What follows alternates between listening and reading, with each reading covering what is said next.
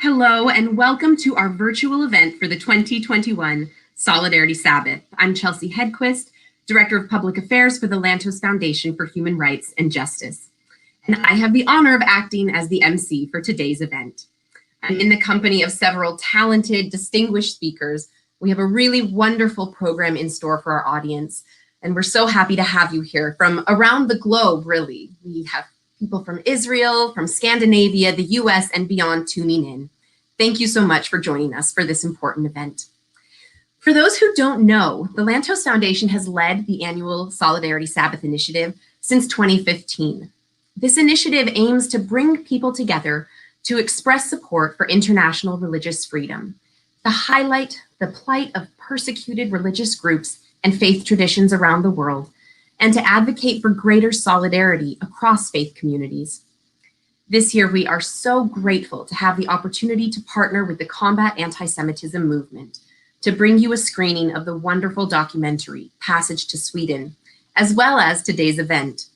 We want to thank our partners at CAM for their outstanding collaboration and for sharing our vision of bringing people together in solidarity. Today's event is taking place against the backdrop of a world that can often seem hopelessly divided along lines of class, race, culture, political opinion, and yes, religion.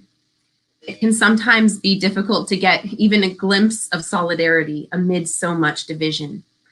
And yet, in an ironic twist, we're also more connected today than ever before in history. What happens to people on the other side of the world can come to us and come to life on our computer screens or our mobile phones.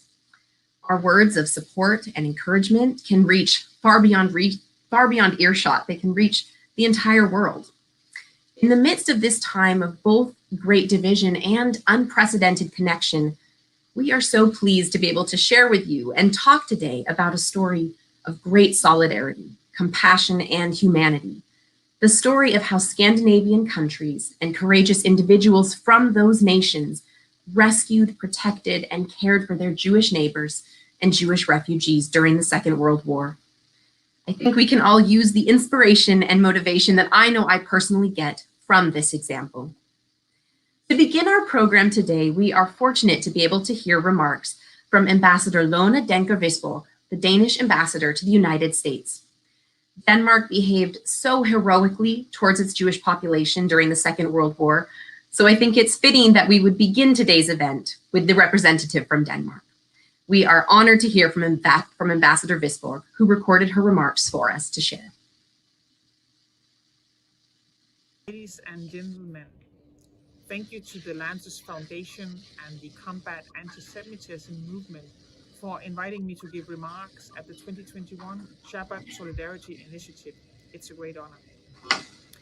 For the 2021 Solidarity Sabbath, the Lantos Foundation is hosting a virtual screening of the documentary Passage to Sweden.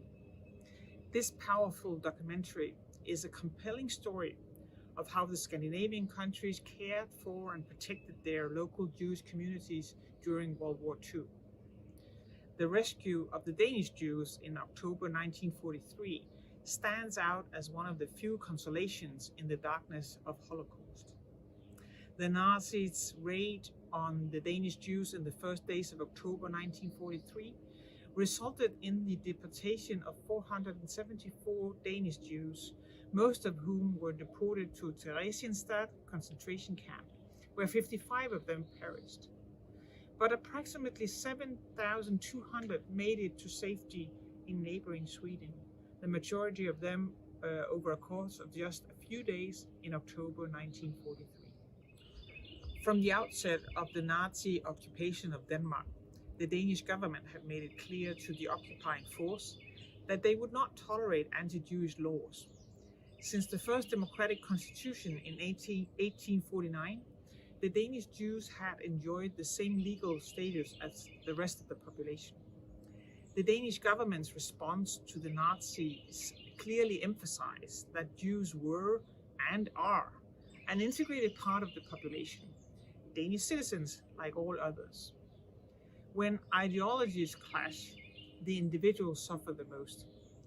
As Europe stood at one of its great crossroads in history, so did individual men and women.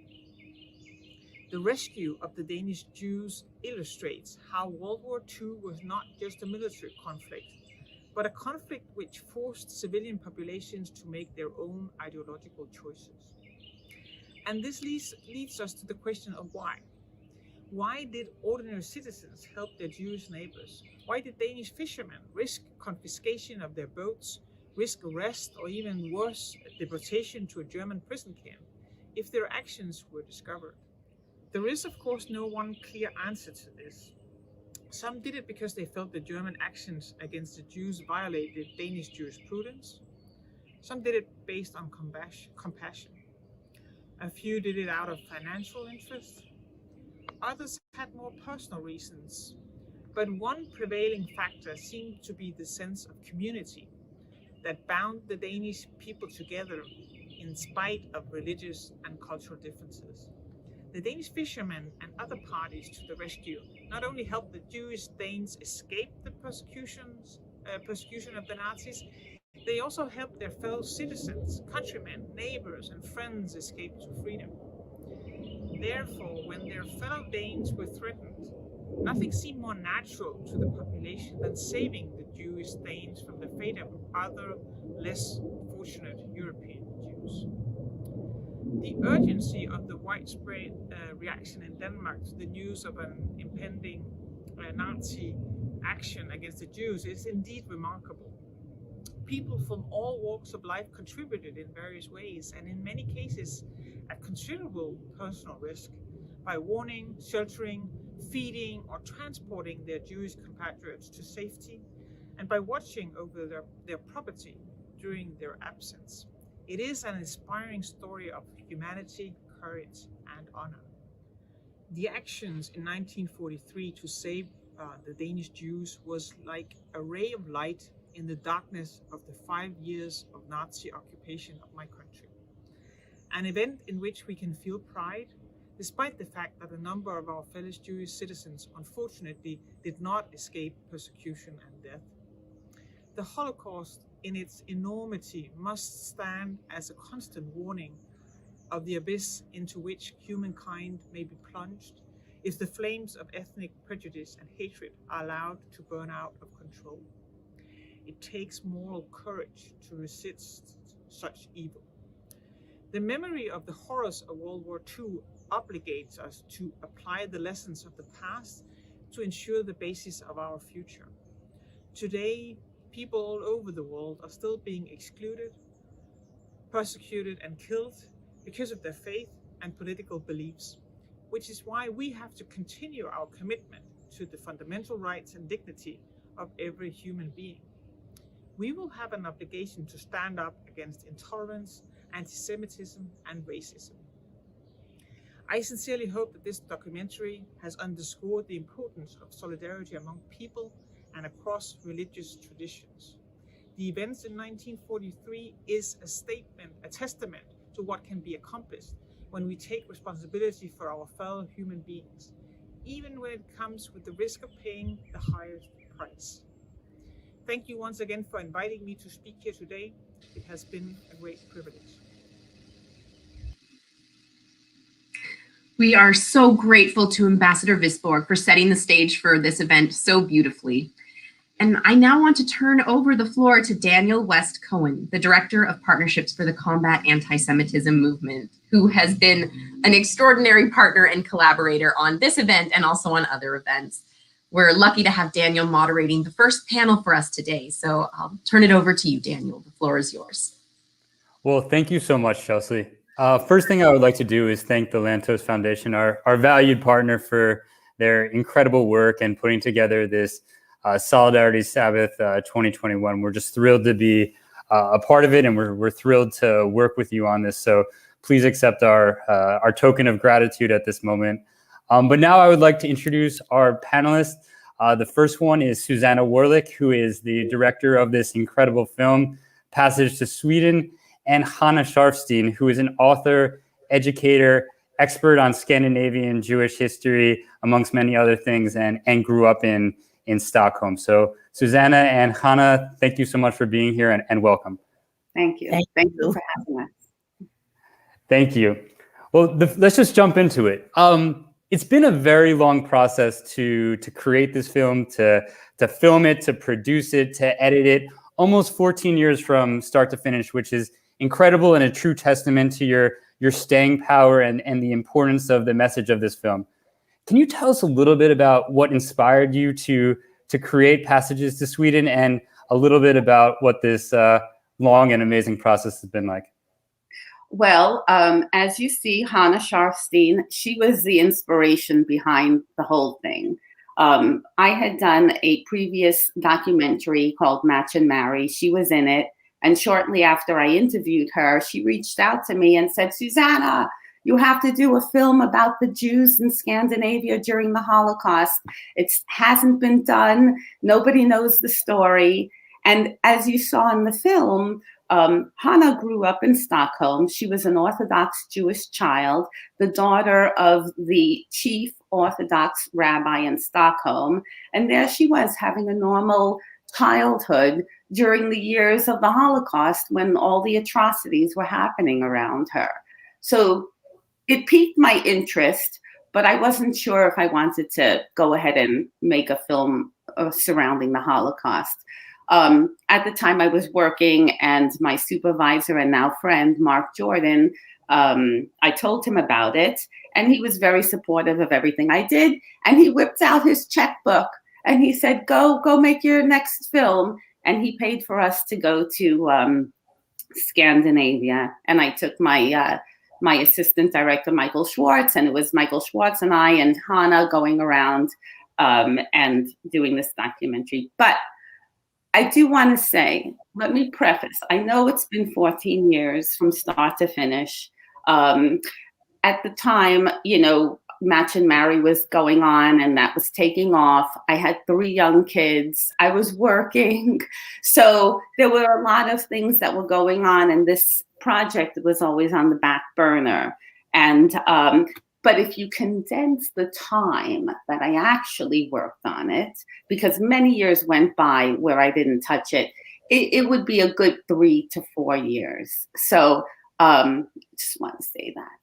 But and as far as the process, as we were, as I was going through 130 hours of footage, mind you, and I'm very grateful for Hanna and Michael, because they did a lot of the interviews where I couldn't be at the location, since I had the kids and I couldn't be far away for a long time. As I was going through them, I was getting inspired by these rescue stories and by the survivor stories that were rescued. And I just thought, okay, it relates around the Holocaust, but I kind of wanted to make it a little more inspirational and show the good side of what happened during that horrific time. So that was my process.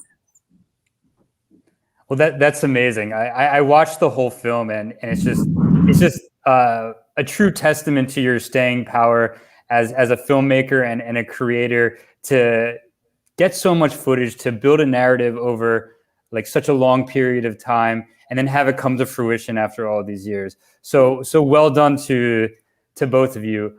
One of the key themes of the film is these people who do incredible things in the face of grave danger. The Holocaust was one of the most difficult things humanity has ever faced, one of the darkest times certainly Jews have ever faced. But there were still these stories of people who were able to save their neighbors in the face of their own personal peril.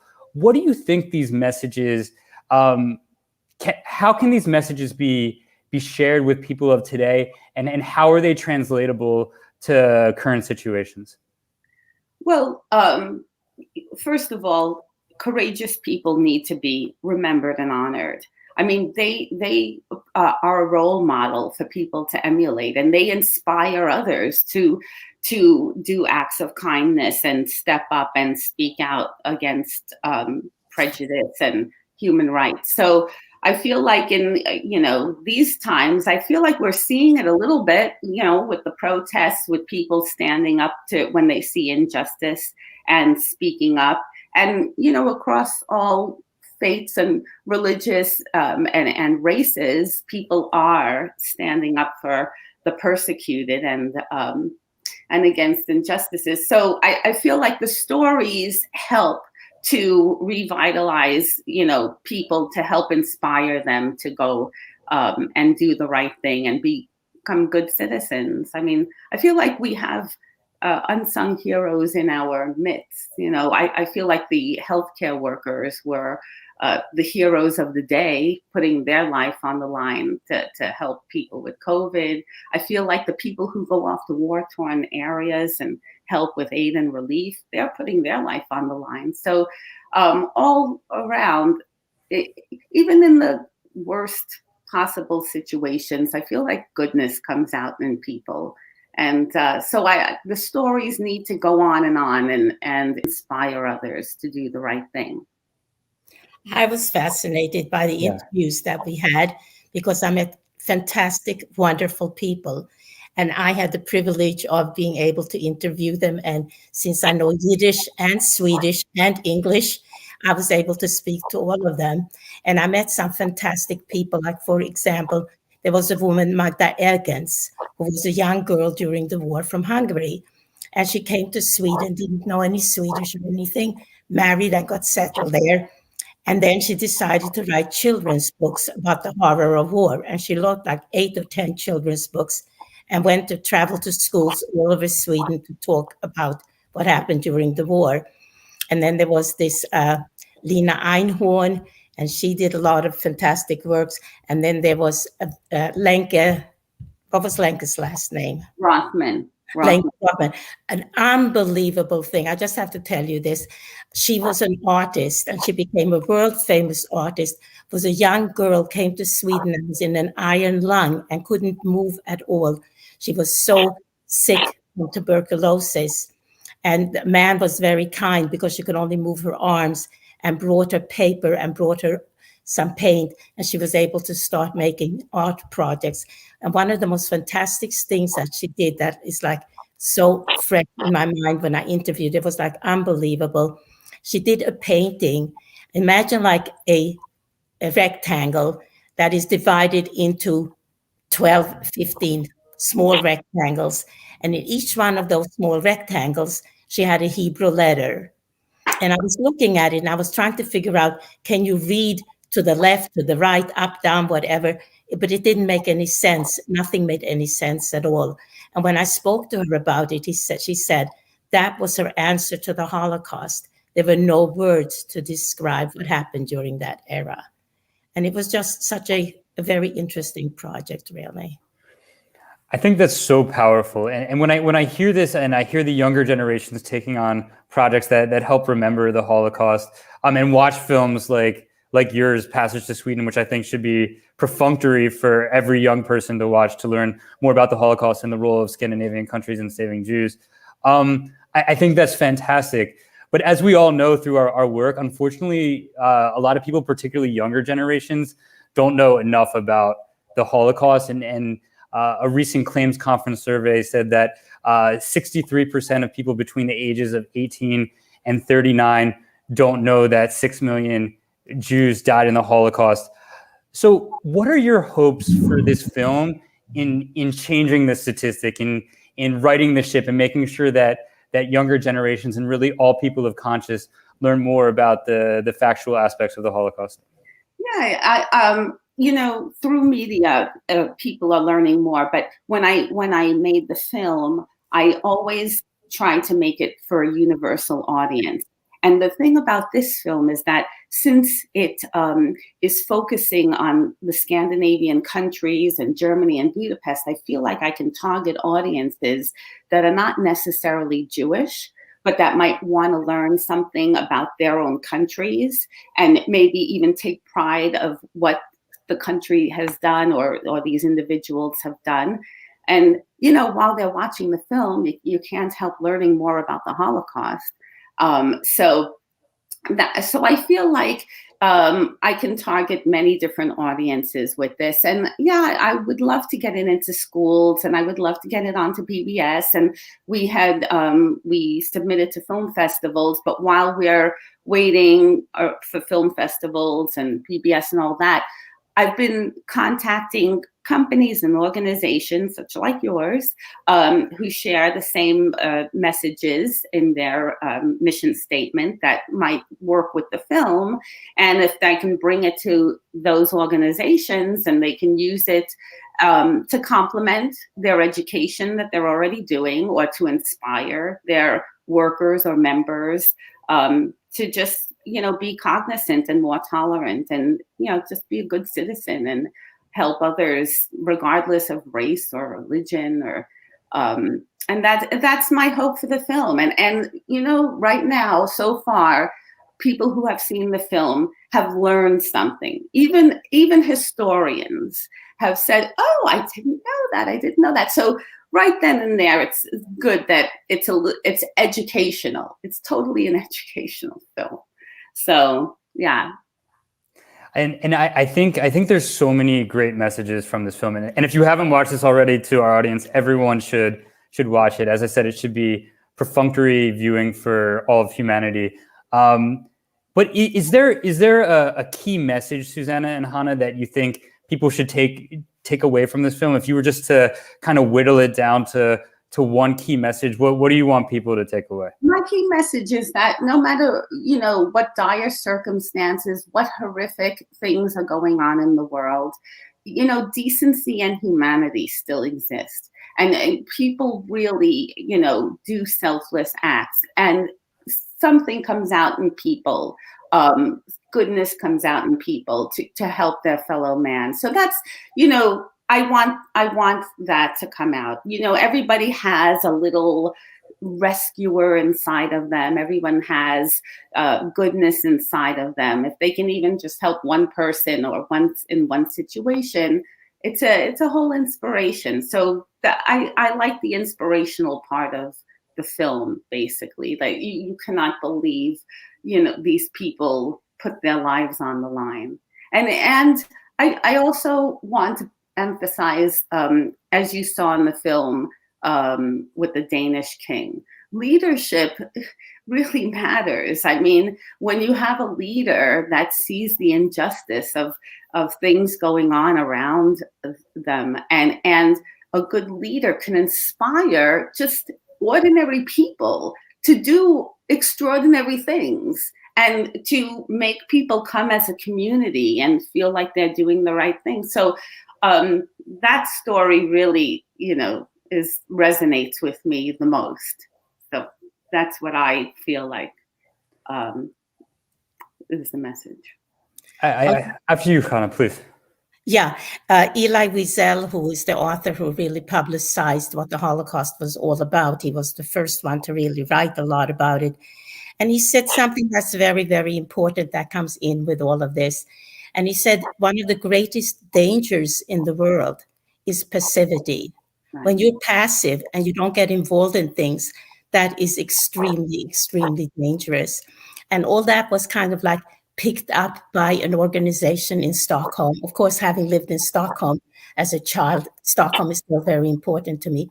And this organization, I think, is really interesting. It's called Teskedsorden, which means the order of the teaspoon. And you could say, well, what's so important about a little teaspoon? Well, it came from a story of Amos Oz, who was an Israeli writer.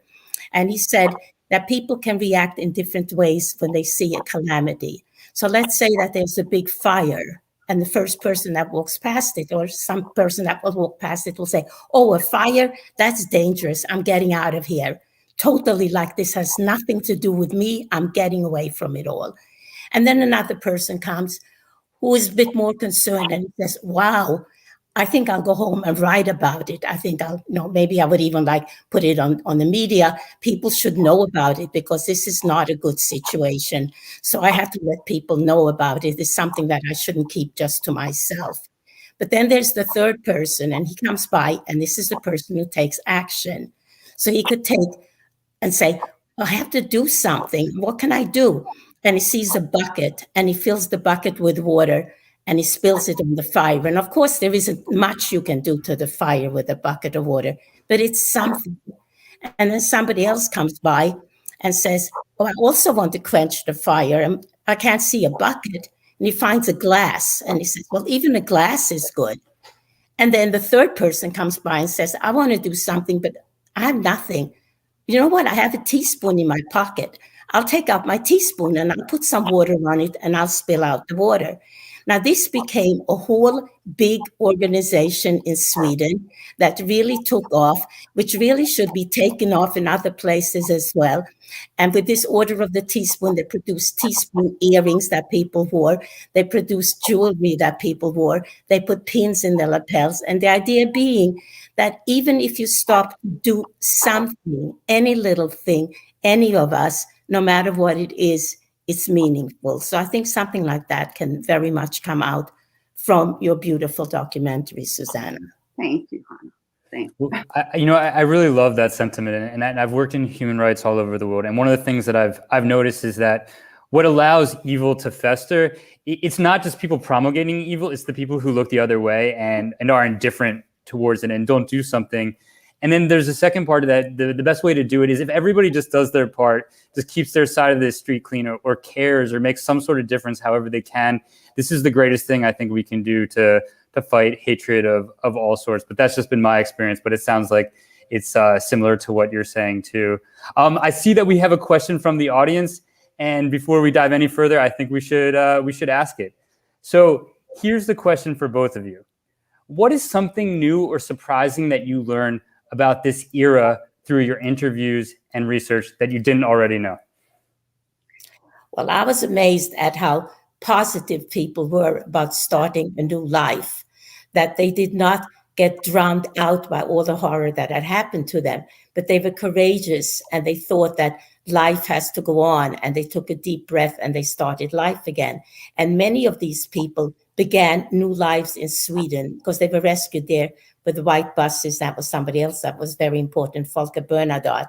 And he sent in white buses, which again, a very interesting point. He sent them in during the last weeks of the war to take people out of camps. And you could say, well, what was the point of taking them out when the war was almost finished? Well, there was a point because a lot of those people were brought to Sweden, they were rehabilitated, and they survived. And many of those people were able to start new families and begin life again. So it's like things that, come out that are really, really worthwhile and important. Amazing. Susanna, was there anything that you learned that surprised you in this process that you didn't know before you started? Do you want me to be quite honest? Please. I really didn't know anything. I didn't. I'm not a historian.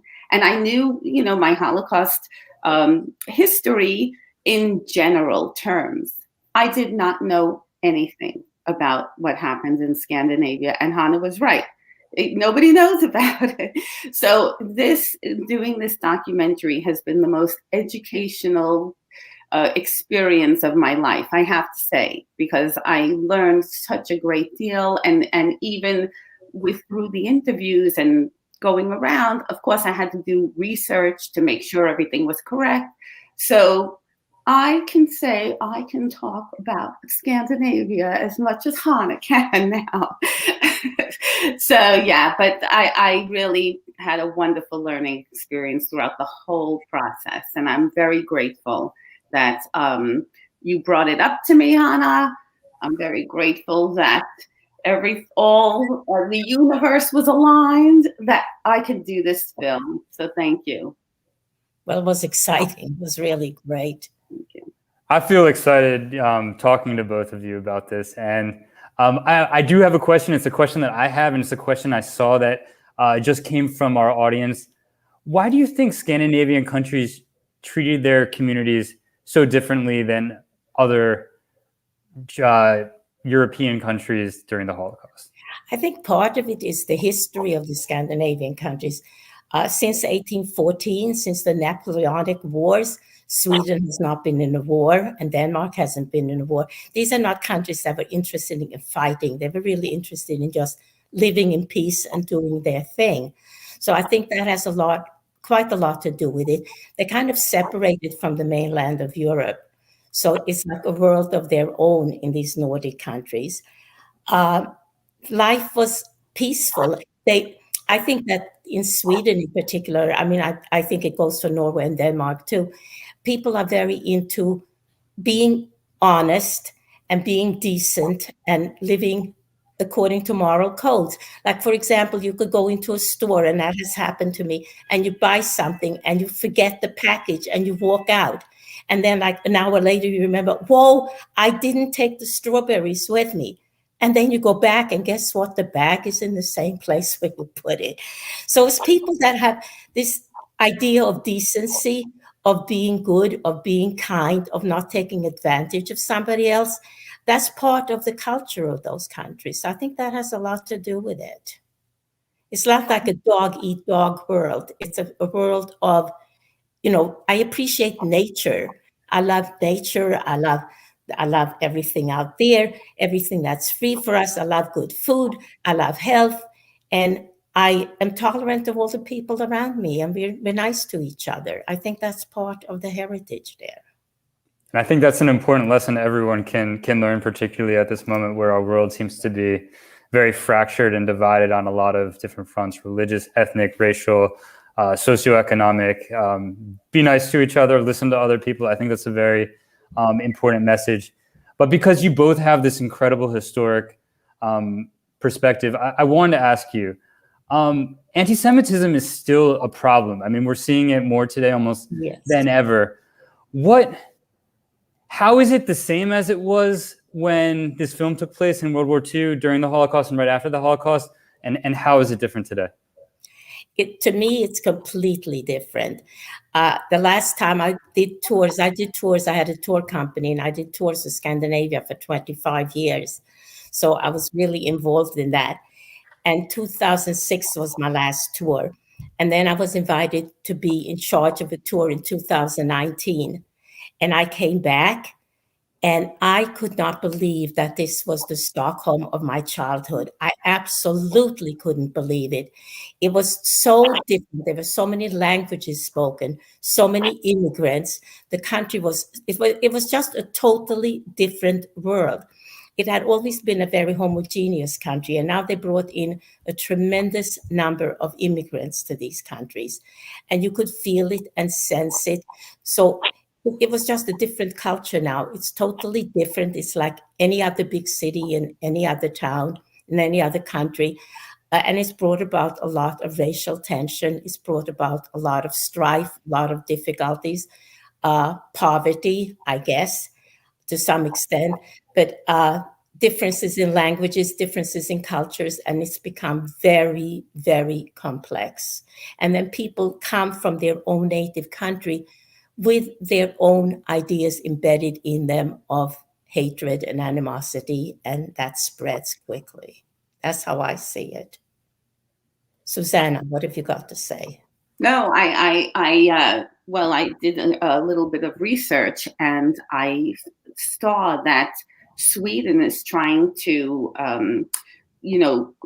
crack down on the anti-Semitism. Did you know that they're building a new Jewish museum for commemorating the Holocaust Museum there. And then in Malmö, they're doing a whole thing about anti-Semitism. I guess in Malmö, they had a very difficult time with the anti-Semitism, which is so ironic to me, because if you see in the movie, the refugees come into Malmö. This is the first place that the Jews were actually welcomed into Sweden. And now it's a totally different Malmö, and they were having trouble with the anti-Semitism there. So I think that the government there is trying to put a kibosh on it and doing all these programs against anti-Semitism.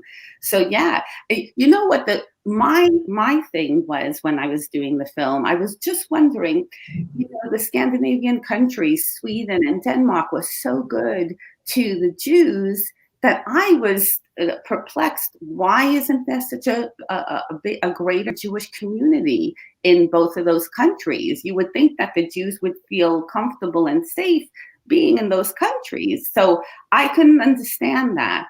Hannah has an outlook based on her family.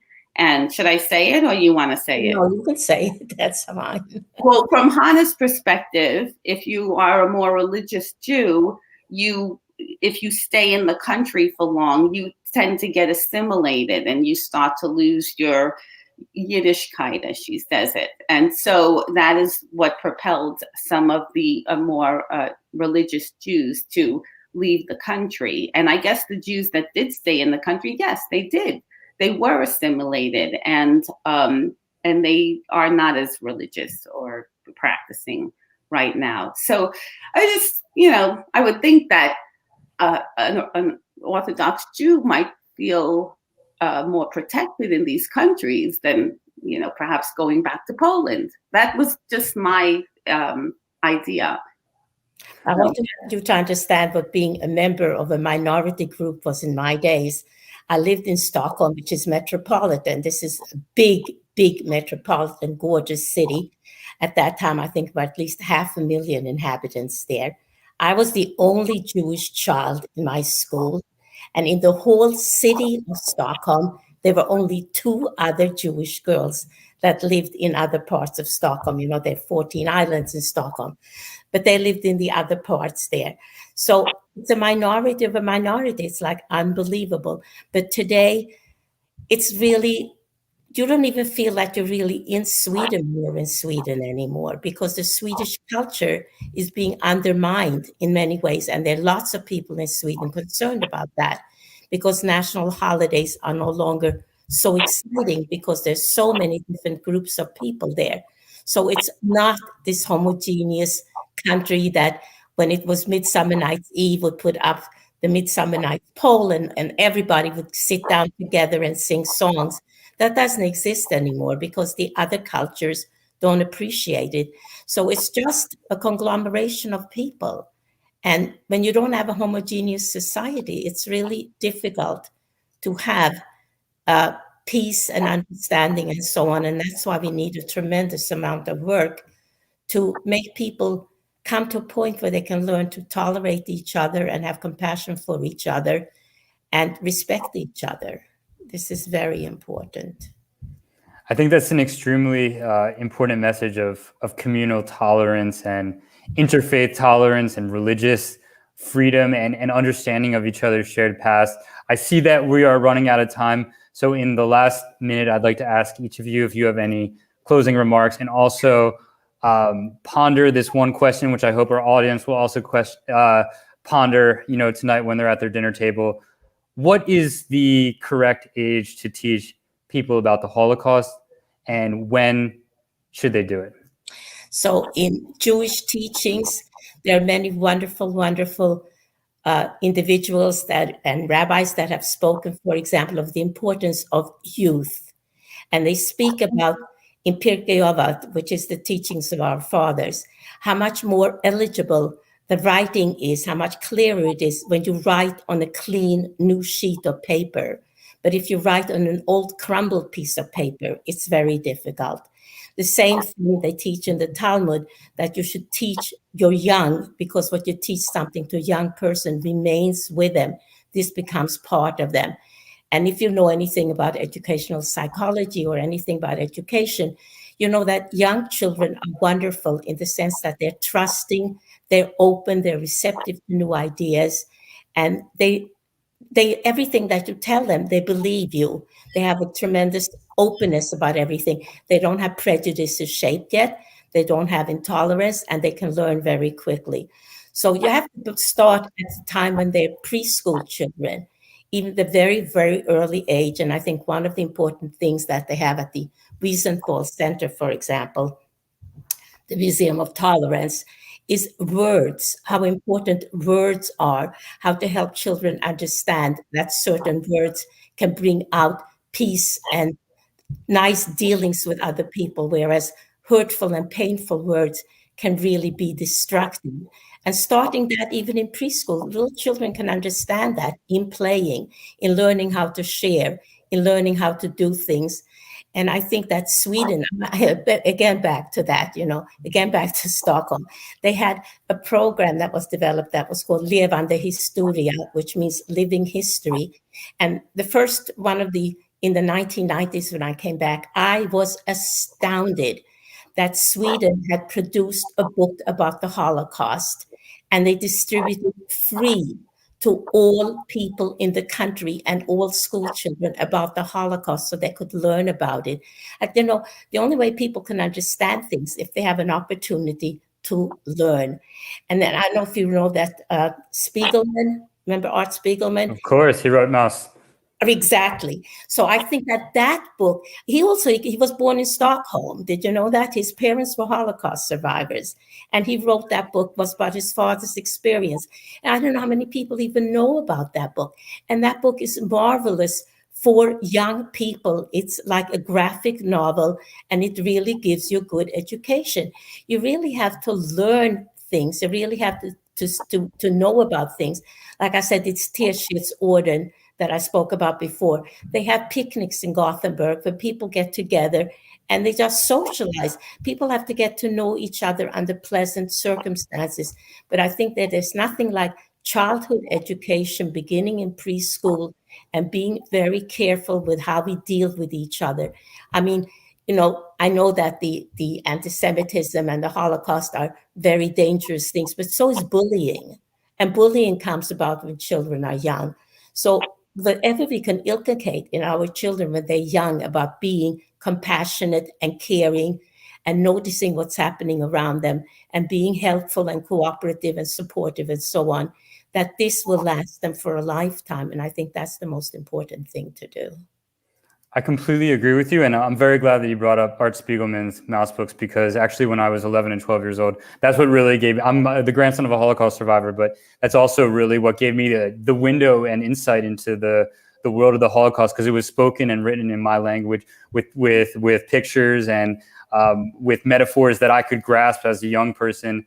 And obviously the Holocaust is extremely complex, but that really opened a window for, into a world for me, and also helped me understand my grandmother's experience. So I completely agree with you. And I see we're really almost out of time, but Susanna, do you have any, parting words for us, for the audience, before we hand it back to Chelsea? I want to thank the Lantos Foundation and Combat Anti-Semitism for having this program, for sharing the film with your members. And if anybody else out there can, would like to share the film with their organizations, please contact me at passagetosweden.com.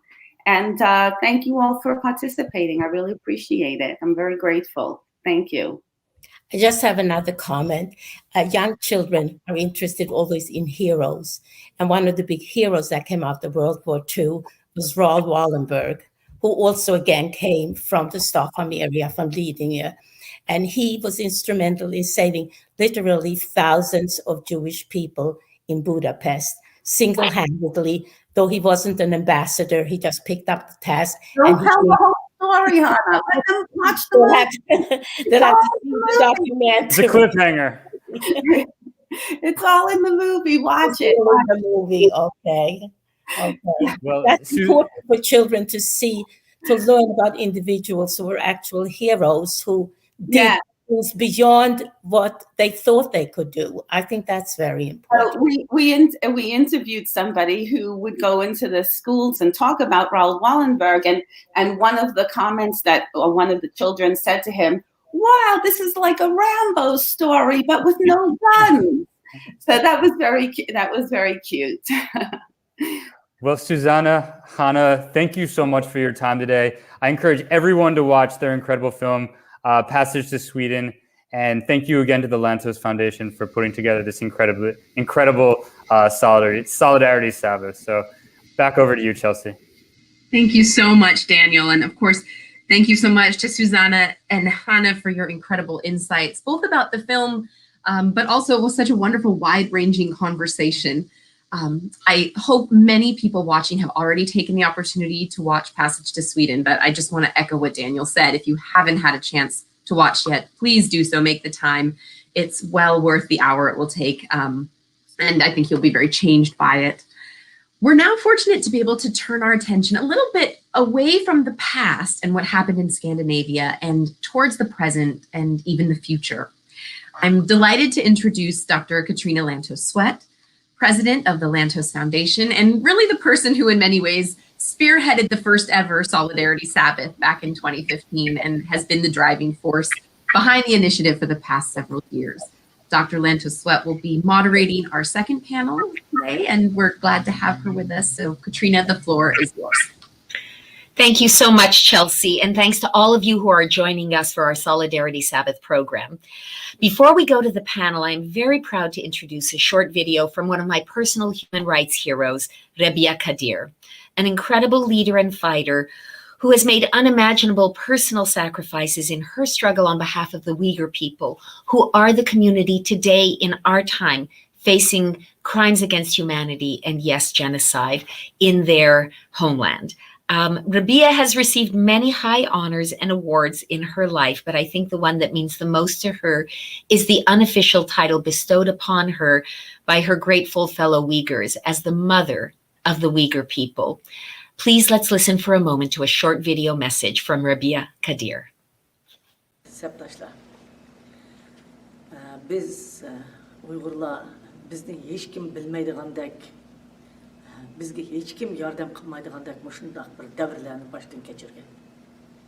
Bizni ayni vaqtda dunyoda Uyg'urlarni hech qancha odamlar bilmaydi va bizning tatiyotgan azob oqibatlarimizni hech kim ko'rolmaydi. Bizning boy yo'qligimizni bilmamdiganda bular deb shunday his qilardim. Shunday bir paytda biz bilan bir safda turib, bizni qo'llaganlarning birisi Juyush Avam palata a'zosi, hatto Juyushlar qirg'inchiligidan aman qolgan Lantos apandim edi.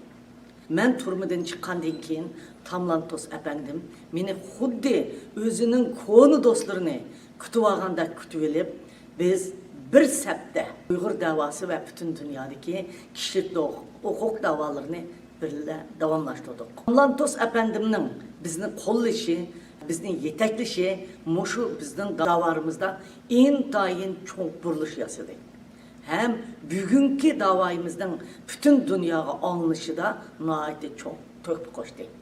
Men Lantos efendimni hergiz men hem Uyghur xalq unutib ketolmaymiz. Mana hozirgacha Lantos Foundation bizning davoyimizni dunyoga anglitishda o'zining bir kishilik hasini davomlashtirib kelyapti. Men shuning uchun Lantos Foundationga va Lantos oilasiga, men shu bizga butun dunyo bo'yicha yordam qilayotgan Uyg'urlarning mushu qirg'inchiligini dunyoga anglitayotgan barliq sabdoshlarimga rahmat aytaman. Hazır mening bolalarım ve mening xalqim shunda qiyin ahvol ostida, mushunda qiyinchilikni boshdan kechirayotgan, mushunda qirg'inchilikni boshdan kechirayotgan bir kunlarda biz her saha, her dindagi sabdoshlarimizning bizga hamkorlashimizga muhtoj. Lantos efendimning yillar burun bizga qilgan yordamlariga ko'p rahmat. Bugungacha Lantos Foundation mushu Uyg'ur davasini biz bilan birga etmayapti. Buningga ko'p rahmat. Biz buningdan keyinmi Lantos Foundation va shuningga o'xshash o'rinlarning bizga mushundaq davomli ega chiqishiga biz yana muhtoj. Thank you so much, Rabia. It means an enormous amount to me personally to hear your recollections of my late father, himself the only Holocaust survivor ever elected to Congress. And because of what he experienced, he was determined to stand with those who were suffering in the way that people like Raoul Wallenberg stood with him and the Jewish people. So thank you for your powerful, powerful message and for reminding us that this is not just about history. Genocide is happening today in our time. So I'm very excited to be able to moderate a real powerhouse panel. And I had very lengthy introductions for my three panelists. But in the interest of time, I'm going to distill it down to just a a few words about each of them before we jump right into questions. We have today with us Ambassador David Saperstein, Nuri Turkel, and Ambassador Karen Olofsdotter. So if all of you can join me on the screen, thank you so much. I'm going to give the true thumbnail because really I would have loved to talk for minutes about each of you. Rabbi Saperstein has been called the most influential rabbi in the United States, no small designation. He is also a lawyer. He was the first chair of the U.S. Commission on International Religious Freedom, and during the Obama administration was our ambassador at large for religious freedom. I know him to be wise and wonderful. He is respected by all people who fight on behalf of justice and human rights. So thank you, Ambassador Saperstein, for joining us. We have Commissioner Nuri Turkel, an incredibly impressive person. Oh my gosh. He was born in a re-education camp, and through his brilliance and determination, came eventually to the United States, the first U.S. educated Uyghur American to become a lawyer. He is known the world over for his foreign policy expertise, but even more for his unbelievable advocacy on behalf of human rights and specifically on behalf of the Uyghur people. He's kind of a rising star, so I feel like I should be asking for his autograph. He's been named by Time as one of the 100 most powerful leaders in the world and by Fortune as one of the world's 50 greatest leaders. So what a thrill to have you. And Ambassador Olofsdotter, you're sort of a very honored guest today because so much of the film that we just heard talked about revolves around the underlying decency of Sweden and the Swedish people at the time of the world's greatest darkness and horror. You've had a distinguished career with the Swedish Foreign Ministry, but I take particular sort of pleasure in knowing that you served among many other posts as ambassador to Hungary, the homeland of my two parents, both Holocaust survivors. And now, of course, you represent your wonderful country here in the United States. So welcome to all three of you. And I want to jump right into the questions. And some are going to be for everybody and some I'll direct to some of our panelists individually. But we are living in a pandemic world. It sort of occupies all of our minds. And we've all spent so much time thinking about contagion. I want to ask you, and I want to start with you, Ambassador Saperstein, as the rabbi in this group. Do you think that goodness is as contagious as evil? You know, one of the questions discussed previously, why were Denmark and Sweden different? Why were whole countries different in the way they acted? Is goodness contagious? More contagious, less contagious than evil? How do we vaccinate ourselves against evil? So David, if you could tackle that one first, and then if the others would like to chime in.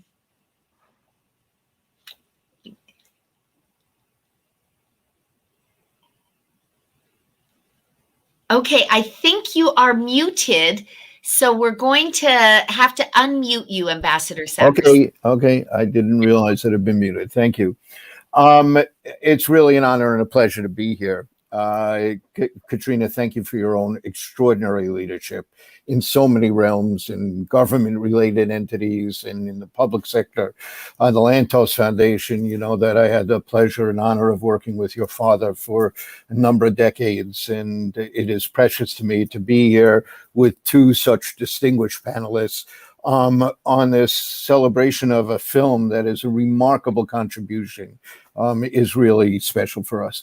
I think the answer is yes. I truly do believe that good is contagious. I don't believe there's a vaccine against evil. I think the fight against evil is something that must go on day in and day out. It must require courage day in and day out to name it, to call it out, to do whatever is possible to confront it is an ongoing effort. So the idea of a vaccine that once we have it, it will protect us for it, I think would distract us from the central challenges that we face.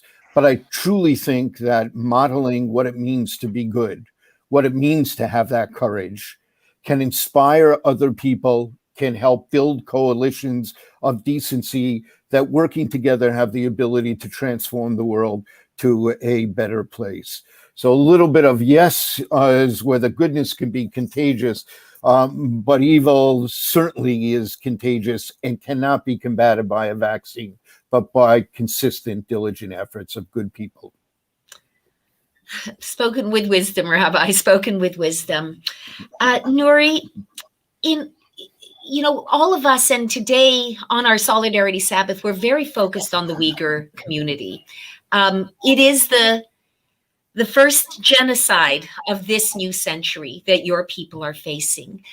And you and Rabia Kadir and others have done so much to draw attention to it. But we're talking about the theme of solidarity, standing with those who are targeted and whose lives and culture and existence is threatened. Very honestly and candidly, could you share with us what are ways in which you've been heartened and encouraged by the way the world is standing in solidarity with the Uyghur people, but also what has been a disappointment? Where have we all fallen short? What more needs to be done? Thank you very much. I'd like to begin by thanking you, Katrina, and your family. I have a vivid memory of my interaction with late Congressman Tom Lantos when I visited him and your mother with Rabia Kadir soon after she was released from the prison. So the Uyghur people cannot be more grateful to you and your family for all the support. And your late father started the voicing for the Uyghur people when no one was talking about, literally. So we're forever grateful. To answer that question, I am, in the last 3 or 4 years, I am heartened by the support that interfaith community has been showing, particularly Jewish community, the Christian community in the United States. I recently co-authored an op-ed with Rabbi Cooper on Newsweek magazine, which I would never imagine happening before. And we did it together, reminding the people around the world that corporate responsibility is real when addressing genocidal campaign, forced labor. We specifically mentioned Hugo Boss and Volkswagen in light of the historic reference. And also, I am profoundly touched and grateful by the Jewish community in UK. There have been also very outspoken chief rabbi published an op-ed. And also, I'm very grateful for the Christian community in the United States. And finally, among our politicians, civil servants, I am deeply touched by the bipartisan support in the House of Congress, in the executive branch. I've been working on Uyghur human rights over 20 years now. I never imagined that United States government would take over 70 punitive actions in response to the ongoing genocide. I never imagined that the United States Congress will even put a legislative mandate, as it did last year. On top of that legislative mandate, we have about 4 pending resolutions and draft bills currently under been considered. So what I have been disappointed is the tepid and mean-deering response from the international community. We're gaining momentum, tide is turning. Canadian Parliament, UK Parliament, the Netherlands Parliament, and today Lithuanian Parliament voted to recognize the atrocities as a genocide. But what I'm dying to see, I'm just so eager to see, is a Muslim leader from a Muslim majority country to tell the Xi Jinping, leave the Islam alone type of message. Instead, we're hearing from Muslim majority country leaders lending support to Xi Jinping's oppression of the Uyghurs with phrases like they are happy. The Uyghurs are happy people. They support the way that no country in the world treats the Muslims the way that the communist China does. And yet we have not seen Turkey example, except for Turkey. Last week, the UN Turkish ambassador to UN joined the United States, Germany, other liberal democracies to condemn the ongoing genocide. We'd like to see more. And 2 other areas that I also would like to see, when it comes to social justices in the United States, we always hear athletes and Hollywood stars to speak out. None of it's happening. And Silicon Valley is also, I think, willfully feigning ignorance. American corporate community, not only not speaking out or not doing the right thing, but also lobbying against the forced labor bill that Speaker Pelosi just mentioned a couple of days ago publicly. So I wish I had an hour to talk about this, but I'm very pleased with the interfaith support, bipartisan support in the United States government, but the international community need to step up to the plate and get on the right side of the history. Well, thank you. And thank you for being so candid. And you have underscored something that is just a reality that we have to confront. And that is that the world is so reluctant to hold China accountable for the massive human rights abuses in which they engage. And whether it's the power of their economy, whatever the intimidation or accommodation factor is, we who care about human rights must be more courageous and must have more backbone in standing up to this. Ambassador Olafsdottir, I had a question for you already, and I think it's even more relevant, given some of the comments we heard from Hannah in the previous panel about ways in which she felt, that somehow the Sweden she had known had changed. And I'm going to share with you the question I had for you, but I think it sort of morphs in a way into a chance for you to talk about some of the concerns Hannah raised. So we know that during World War II, neutral Sweden did become a place of rescue and refuge for thousands of Jews. Sweden sent Wallenberg to Hungary, where he was responsible for saving over 100,000 Jews, including my two parents. But this is a long tradition. For many years, Sweden was a refuge for immigrants from a wide variety of places. And it really developed that reputation, whether it was Chileans, Eritreans, and others. And between 2015 and 2016, Sweden took in more Muslim refugees per capita than any other country in Europe. But now some in your country are saying enough, or Sweden has gone too far. And there is almost a pushback against this proud Swedish tradition.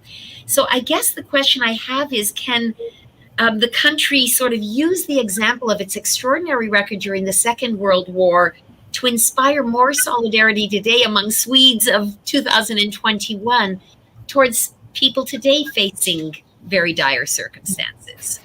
Well, thank you. And thank you so much for inviting me. And as you pointed out, I served in Hungary.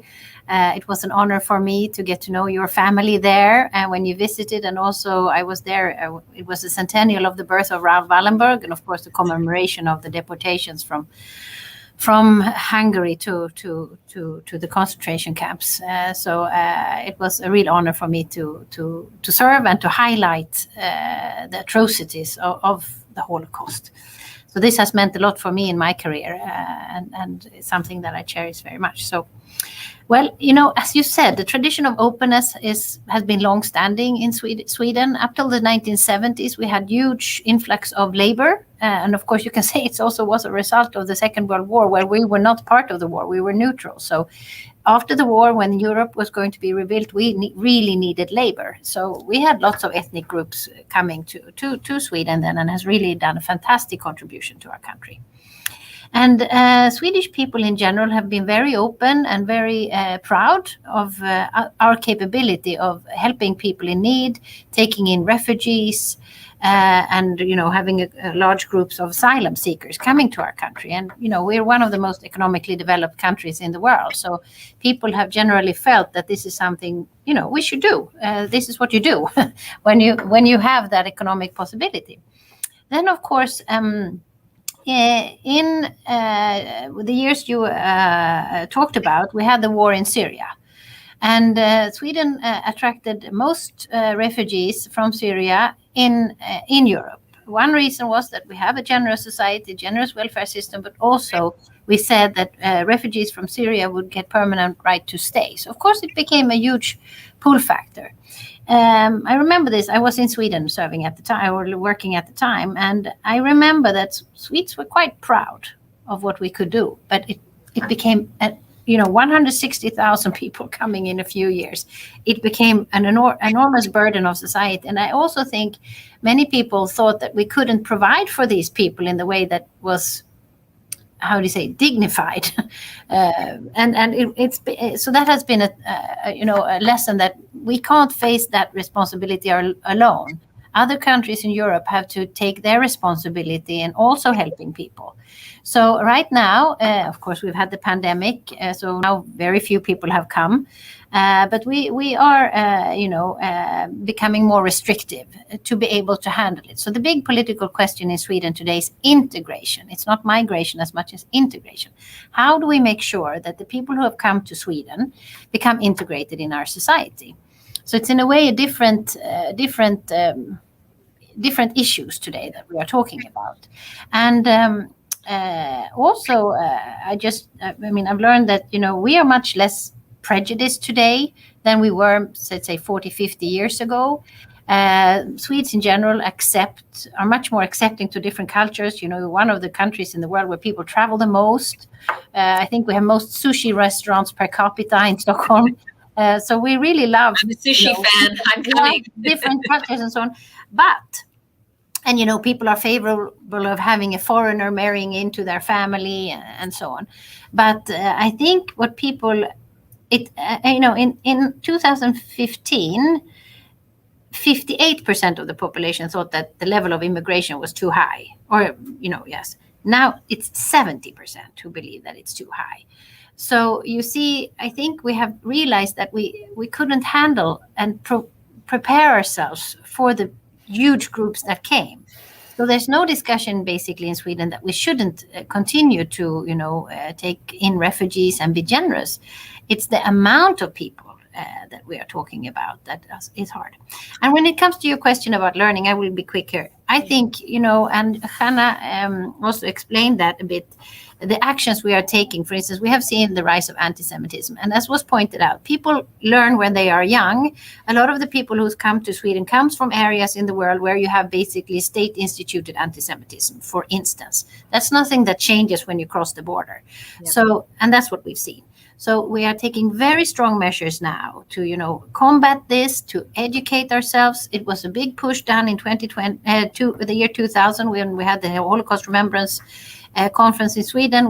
As was said, we made school books for everyone. We're doing a huge push again. We're having another conference, follow-up conference now, 2021 in the fall.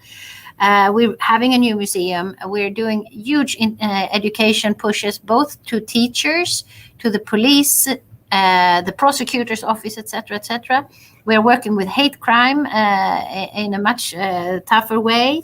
Civil society, there's increased money and funds for civil society to, combat anti-Semitism and so on.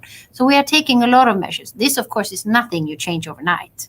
But there is a huge awareness and we're really working hard on it. And I can assure you, Midsummer is really celebrated in Sweden. Most people, of course, we have a huge group of people who are born in other countries. About 20% of the population basically have been born in another country. A lot of them in the Nordic countries and Europe, but also half of them outside Europe. But we are still very, keen on our traditions. So I can assure you that lives on very strongly. And I was very touched what Hannah said about the nice things she had experienced in Sweden during her growing up and the very nice words. Thank you. Sorry for being long. No, not at all. I need to say that one of my daughters, who actually looks quite Swedish, she was always mistaken for being Swedish and Danish when we lived in Denmark, but she was married right around Midsummer. So we had a Swedish Midsummer decorated flower pole and a very Scandinavian theme for her wedding a few years ago. Anti-Semitism has come up, Rabbi Saperstein, and it's extraordinary, the surge, the avalanche of anti-Semitism that we've seen, not only in quote unquote recent years, but now just in recent days with very troubling, difficult events in the Middle East. But it is shocking. It's shocking to me as an American to see it in this country. It's shocking to see it globally. I would be grateful. The genesis of the whole Solidarity Sabbath initiative was in combating anti-Semitism. Mm-hmm. Talk to us about this appalling rise in anti-Semitism. Talk to us, if you would, about the role of the internet as sort of a highway of hate that speeds it and injects it into our sort of social bloodstream, if you will. There clearly has been an alarming growth in anti-Semitism in the last decade, both in the United States, but across the globe as well. The ADL's report in the United States in 2019 showed the largest number of anti-Semitic acts since the time they began. They began keeping those records. And the U.S. Government Department of Justice Hate Crimes Act indicated Jews are targeted more than any other religious group, although African Americans as a distinct group still are far and away the most targeted group. But of all the religious groups, far and away, the Jewish community is targeted. And in Europe, we have seen physical attacks in the last decade on schools, synagogues, museums, kosher markets, Jews walking around the streets wearing a yarmulke and simply attacked for being visibly a Jew. In other words, we are seeing acts in Europe today that we never dreamed after the Holocaust we would ever see again. And now virtually, and the response of the European countries in general is really remarkable in terms of offering protection. But to have all of your major communal institutions surrounded by security forces, this is a very different world than we had hoped to live in. A high percentage of Jews, which has increased significantly in the last few years, say they feel either have experienced harassment or feel threatened.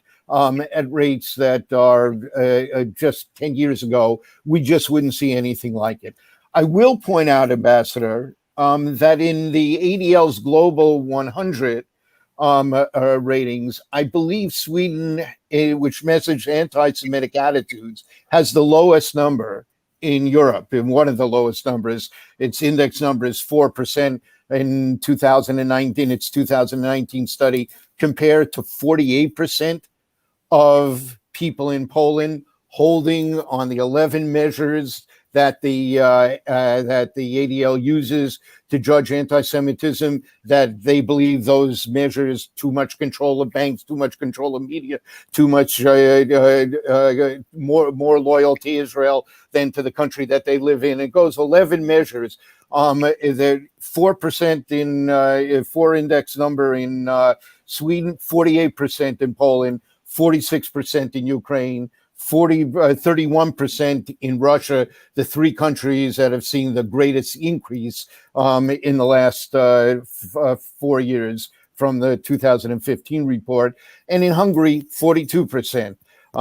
Here, the growth of authoritarianism is significant. I will say, as one distinction, that in Eastern Europe, it has to do with myths about Jewish control of financial institutions is the most common one. In Western Europe, it has to do with Israel and more loyal to Israel than other countries. And of course, the internet has changed everything. Here it is taken messages that used to be confined to certain cultures here, and they've swept the world. Muslim countries, for example, Jews for nearly 1,000 years in medieval life lived better under Muslim rule in the main than they did under Christian rule, even with the dhimmi second-class status that they held here. But ideas that were part and parcel of the pseudoscientific racialism that led to Nazism and the very ideas of Nazism here now have permeated the Muslim world as well, because in large measure because of the internet and the conspiracy theories that often you had time to control when they began to surface. Today are instantly go across the globe. The first of the 2020 studies by the Cantor Institute in Tel Aviv University shows, not surprisingly, what we'll see in all that actual attacks have dropped because people are indoors. But there's been a massive expansion in the last year on internet anti-Semitism. Antonio Guterres has warned about this.